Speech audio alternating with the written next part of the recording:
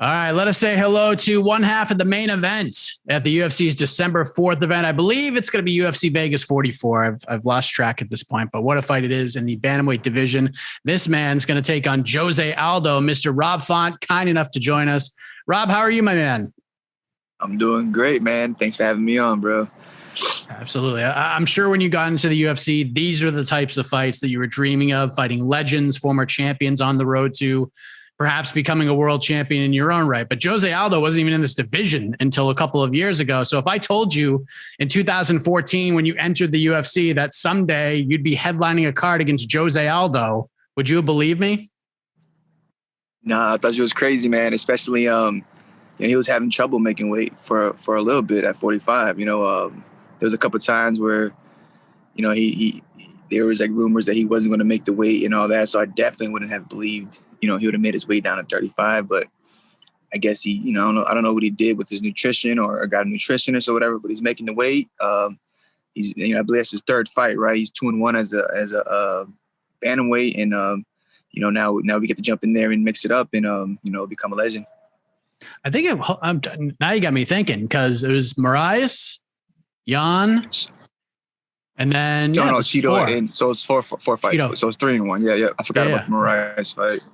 I know he had I think it was Moraes first, and then Petr Yan, and then Cheeto, and then Munoz. He beat Cheeto, and then Munoz. Yeah. So 3-1 in the bantamweight. Obviously, he's making the weight. Yeah, man. But it's crazy because like he's fought everybody you could think of. From Max Holloway to Volkanovski to Faber. Back in the day with WEC. So it's like he's seen it, done it. So there's nothing that like I can throw at him that he hadn't seen, except for like how consistent I am with my jab and how much I believe in it, and how dedicated I am to it. I do believe that, I'm really consistent and accurate with it. And I don't think he's ever fought anybody that like lives and breathes with his jab, I mean, this is obviously very exciting stuff. A lot of exciting things happening at 135 right now. First off, we mentioned Petr Yan. He's the new interim bantamweight champion, beat Corey Sandhagen. Tremendous fight at UFC 267. I mean, it's out there now because I watched your interview with James Lynch, and I didn't report it. I knew about it when we confirmed that Sterling was out and Sandhagen was likely getting the fight. But you were dealing with some COVID effects. You were actually one of, if not the top choices to get that interim title fight with Yan. So did you watch the fight? I'm sure you did, but did you get was there a little bit of FOMO there, knowing that you were like probably the first phone call? Yeah, it was made? Tough, man. It was, it was tough to kind of like sit there and watch, knowing that I could have been there. Even just watching the weigh-ins, like, fuck, I could have been there, but it just wasn't right. I was still dealing with the USADA situation. So there was kind of like, I didn't know if I was going to be fighting for the next 2 years. So that's where like where mentally I was at. I'm sitting here trying to figure out how to clear my name and explain to everybody that I'm taking hemp lotion and not really doing anything illegal. I'm trying to deal with that. And then once we finally get that, like literally, once we finally get that that call, that confirmation that we're going to be basically released from jail, I'm in Texas hanging out, just relaxing, nothing crazy. Get back from Texas 2 days later, COVID. I'm like, shit, so me and the wife, we were in the house for 2 weeks, just cooped up. I was hurting for like maybe 3 days. The most, Kathy was probably like more like 5 to 6 days. And then after that, we're kind of like, right, we're about to kind of get out. We get a call. Hey, you want to go to Dubai? I'm like, fuck. I'm like, no, man, I can't, man. Like, I haven't trained basically in a month. I'm thinking I'm gonna get out of this, get back into training. And then, but we thought about it. Obviously, we thought about it. We figured it out. We even like trained for a day. And I was like, man, I don't know, man. Like, it's a great opportunity, but I'll be just doing it just to do it. And it wouldn't be a smart thing. And then like, we try to push it back a little bit, but they were like, like we, I guess they needed 2 title fights for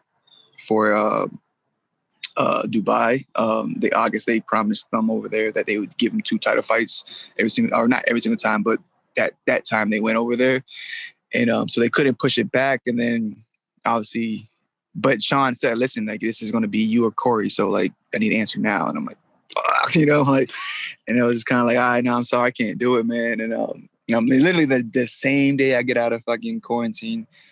And so, yeah, we had to turn it down, but at the same time, it's kind of like, all right, well, if this doesn't work, we might have something for you in a couple of weeks after that. I was like, and obviously I kind of had an idea. It might be Aldo.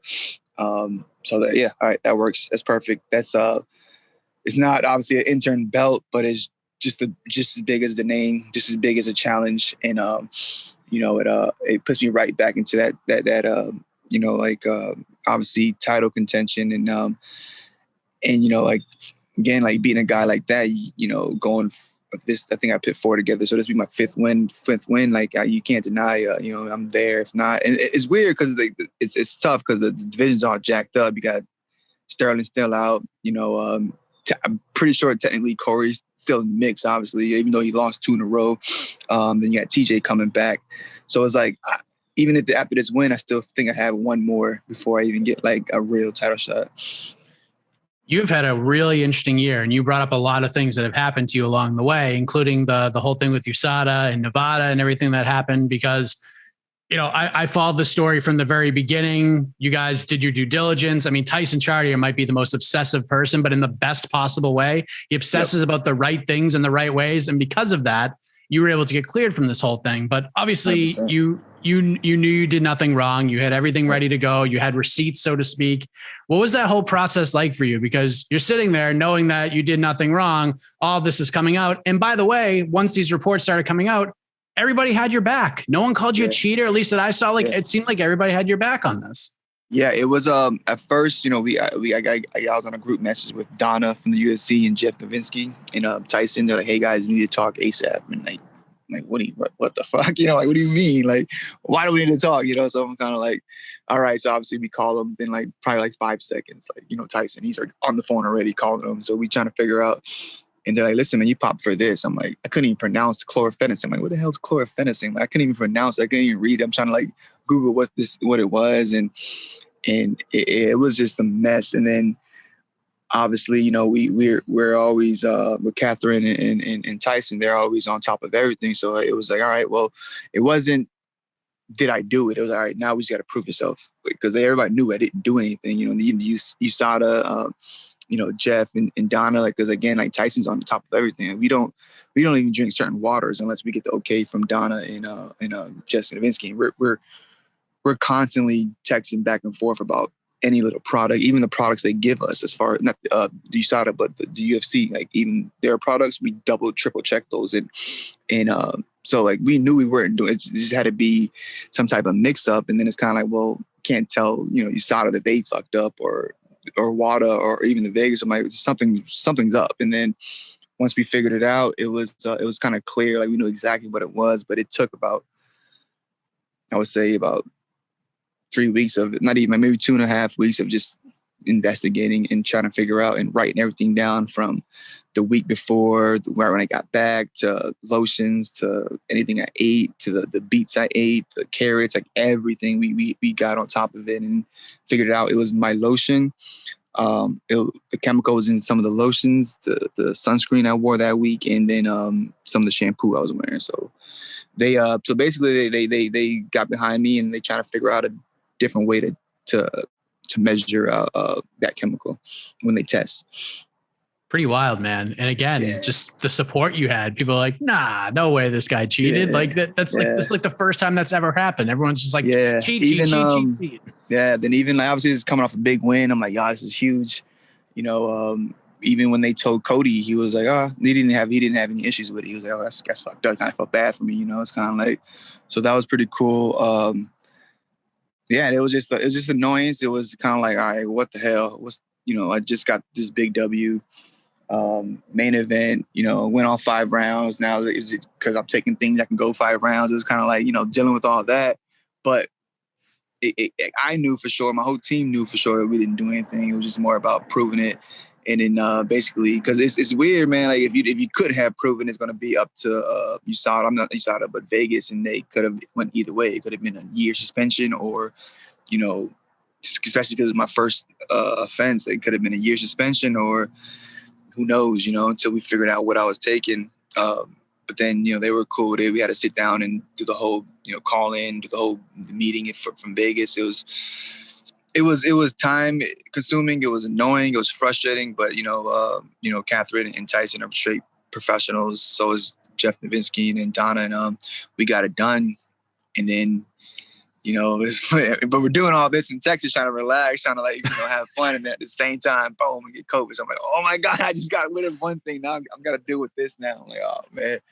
But it was funny too, because my sister called me. He's like, listen, do not go. You're going to catch COVID. I'm like, come on, man. Don't worry about it. Just come out and hang out with her. She's like, no, do not go.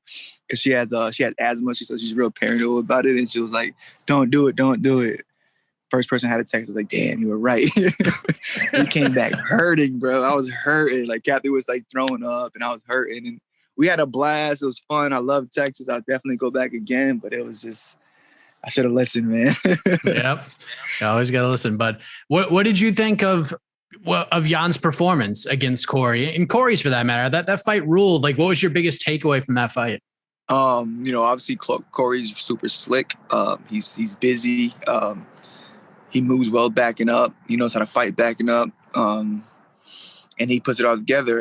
It wasn't like, he didn't really complete too many takedowns, but he attempted them. He had you thinking about takedowns, and again, that's a well-rounded fighter. Even when he hit the ground, he's well-rounded. He scrambles well.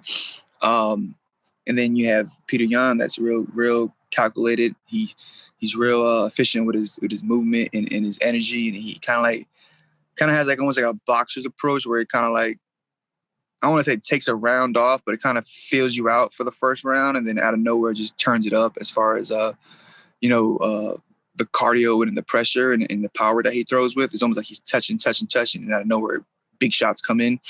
And he's accurate, and then then again, he's confident right now. He's beating everybody. He basically was winning that last fight versus Aljamain, and then he just beat a guy named Corey Sandhagen, so he's confident. So yeah, man, that guy's on fire. Corey looked great. There's nothing but killers in this division, man. And I'm excited because I want to get in there and find out what they really feel like, In your mind, and I know we kind of talked about this after the Sterling Yan fight with the illegal knee and everything. I think you're on your way to watch Tommy Pag's fight for CFFC. Who do you consider the champion right now? Like, I know Sterling officially is the champion, Yan officially the interim champion, but like in your mind, who do you consider the Bantamweight champion? Yeah, man, it sucks, man, because you got to look at Yan and his performance and consider him obviously the champion.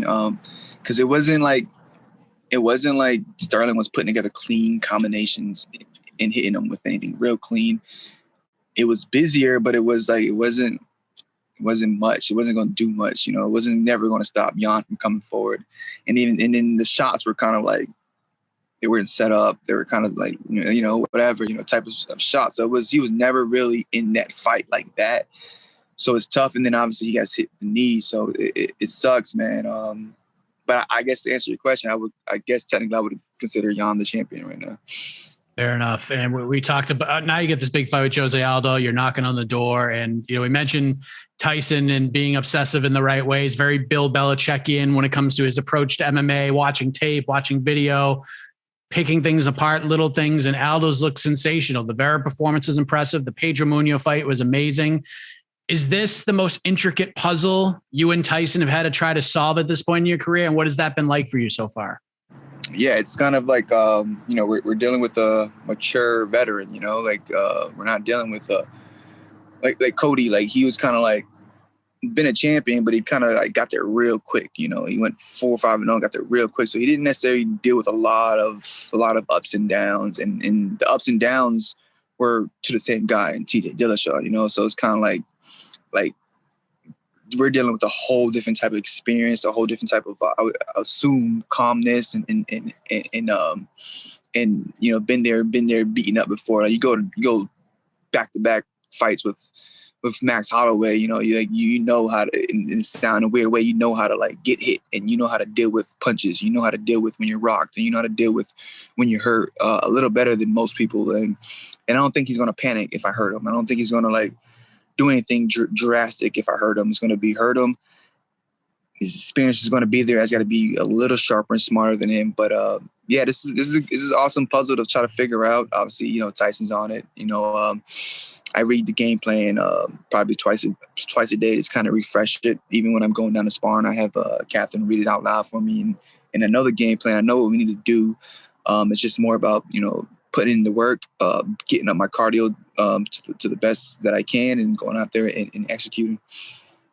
The build to this fight has been fun, right? You got to take the crew to Fenway for a playoff game of all things. You guys are up in the Monster. How did this happen? Because I was super jealous of you guys. Oh yeah, man. Obviously shout out to the UFC, Tyson Chartier, and Big Knight and Randy and all the guys out in Boston that hooked us up with that. But it was pretty cool, man. We got to go out there, get the energy of a playoff game at Fenway is you know, it's just a classic feeling. You know, it's the famous ballpark, and you know, the New England fans, they just really get into the game, and you know, and it was a good break from camp, from getting beat up all day and running around all day. So I get to go hang out and you know, watch the game. Unfortunately, it was a close game until the end, and they just got clobbered. But it was a good experience. I had a blast.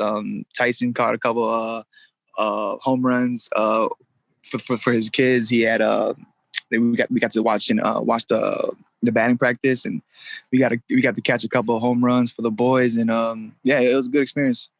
Oh, you guys went to the umpire hose job game? Whereas like late, Sox are winning, Evaldi threw strike 3, called it a ball, and then Houston scored like 8 runs after that. Yep. That was that was the one. Yep.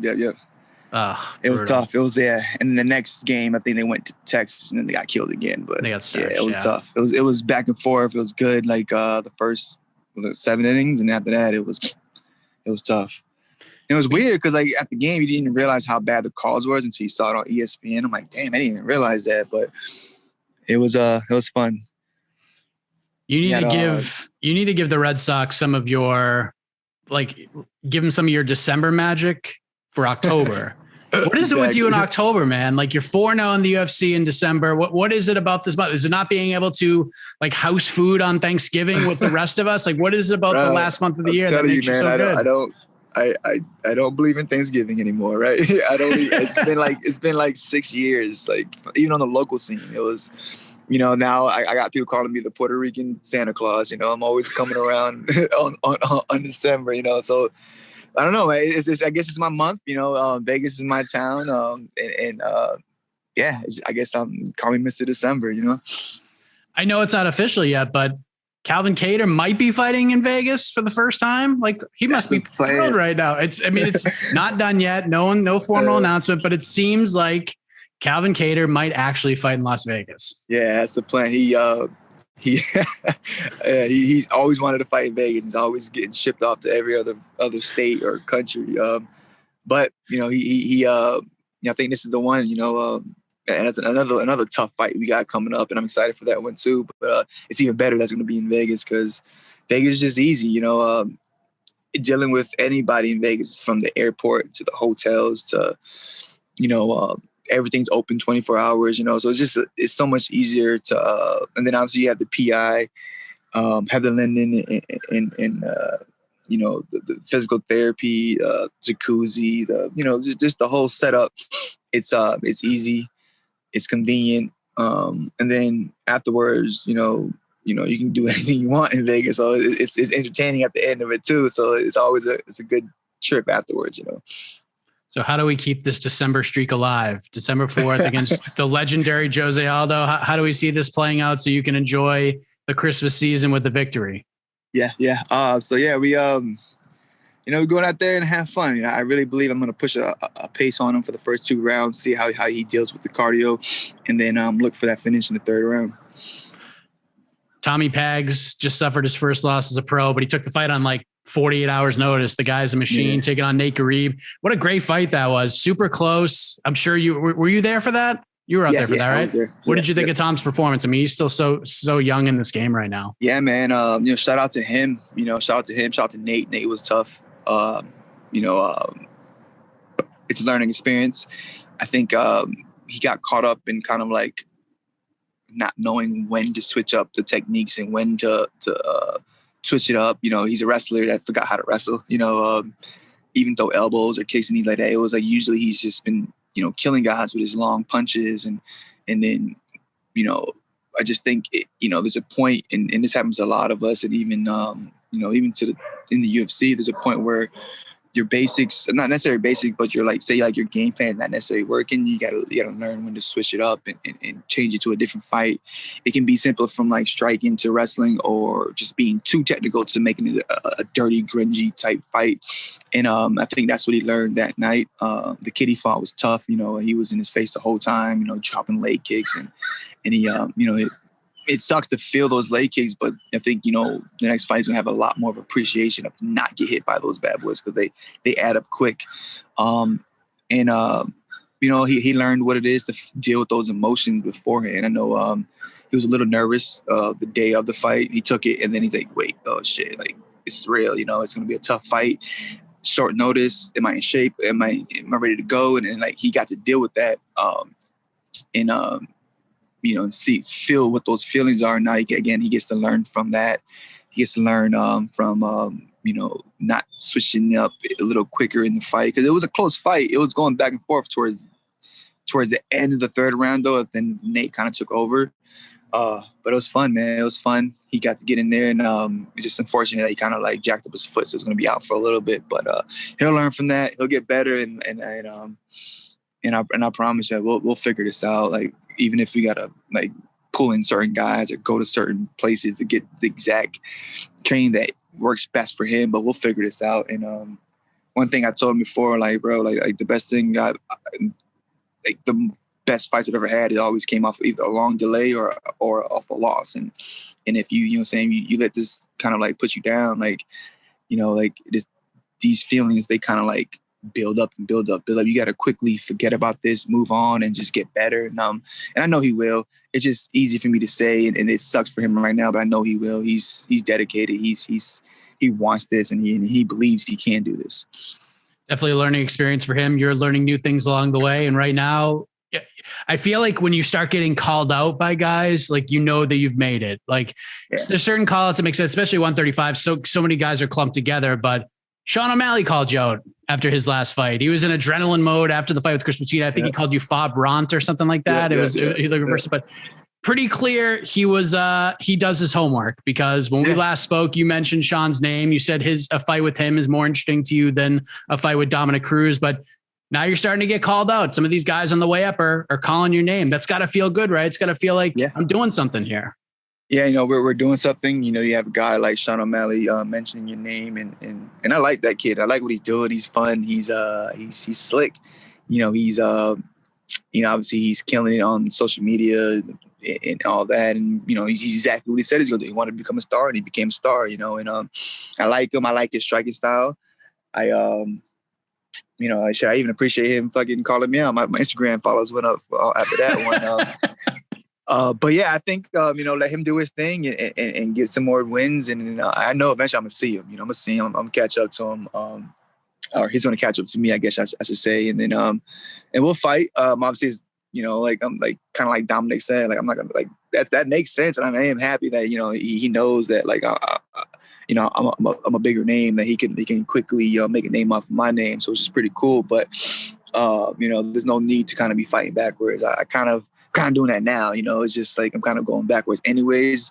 It was kind of worth it now, because you got a guy like Jose Aldo and a name like that. But he's doing his thing, man. It's nothing, I had nothing like bad to say about him. He's doing what he has to do to build himself up and get into a certain spot to where when he does get those fights, he's already a big name now. He just needs the fights, and he's doing a great job. If anything, I'm learning a little bit from him as well. You know, as far as like as far as how much he's out there on social media and Instagram and Facebook. YouTube and all that. So. Can Aljamain Sterling beat Petr Yan on February 12th? Well, I mean, it's not done yet, but I assume we're looking at February, maybe March. How do you see that playing out? Like, what chance do you give Sterling to beat Yan after watching Jan's win over Sandhagen and watching the first fight? You know what it is, man? It's kind of messed up. Like, he just doesn't have any rhythm. Like, Aljamain doesn't have any rhythm. It's the weirdest thing ever. Like, he doesn't know how to string together combinations. It's either a touch, and a big shot. And if he doesn't get a takedown, then it's kind of like, it's obvious what he's trying to do. He's not like putting together crazy power shots. So it's tough, man. And if you're not, you got a guy like Yan, and you're not really hitting him with something that he has to respect, it's why would he stop coming forward? And then you saw the wrestling, and then, like, if he's not a total different fighter when it comes to that wrestling pace and getting those takedowns, I don't see him just dominating the takedown either. So it's kind of like, anything can happen. I don't think he has a puncher's chance. I don't see that happen. I think Yan wins the decision on this one, and then I think Yan takes the rematch, and then maybe he fights you.